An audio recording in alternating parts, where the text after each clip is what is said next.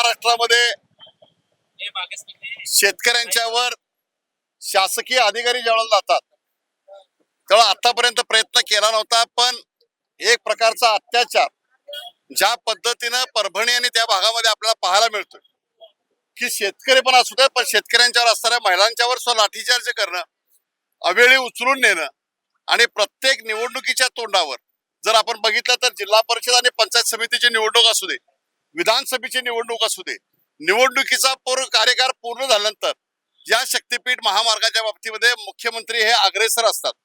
आमचं या ठिकाणी असं मत आहे की तुम्ही ज्या वेळेला जिथं विरोध होईल, आता आज जर बघितलं तर त्यांनी काही जागेला त्याचे आलेख बदलले आहेत, काही गावं बदललेले आहेत आणि काही जागेला भारतीय जनता पक्ष त्यांचे लोकप्रतिनिधी ज्या पद्धतीने सांगतात, म्हणजे खरं म्हणलं तर पहिल्यांदा ह्याच्यामध्ये चंदगड तालुक्याचा यामध्ये समाविष्ट नव्हता, पण काही तालुके वगळून चंदगडच्या काही आमदारांच्या आग्रह असतो जर मुख्यमंत्री हे रेखांकन बदलत असेल तर मुळामध्ये शक्तीपीठ महामार्ग हा नको आहे, या मार्गाची कोणत्याही प्रकारची आवश्यकता नाही आहे.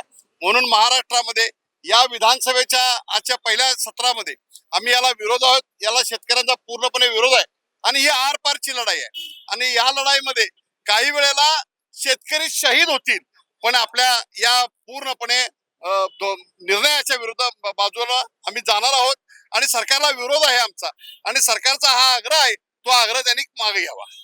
मुख्य एकतर आपण जर अधिकृत जरी बघितलं तरी सुद्धा काही जागा हवं.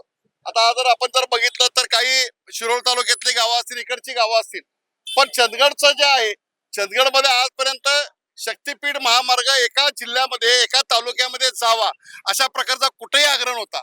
पण चंदगडमध्ये आल्यानंतर नगरपालिकेच्या निवडणुकीच्या वेळेला चंदगडच्या लोकांना हा मी रस्ता देतो अशा पद्धतीचं मुख्यमंत्र्यांनी त्यांच्या जाहीर सभेत सांगितलं. त्यांचं रेखांकन मधून चंदगड मधून परत हा रस्ता नेण्याचा प्रयत्न आहे. चंदगडच्या शेतकऱ्यांचा पण प्रखरपणे याला विरोध आहे. येणाऱ्या काही दिवसामध्ये चंदगडमध्ये सुद्धा खूप मोठ्या प्रमाणात या विरोधी लढा उभारला जाईल.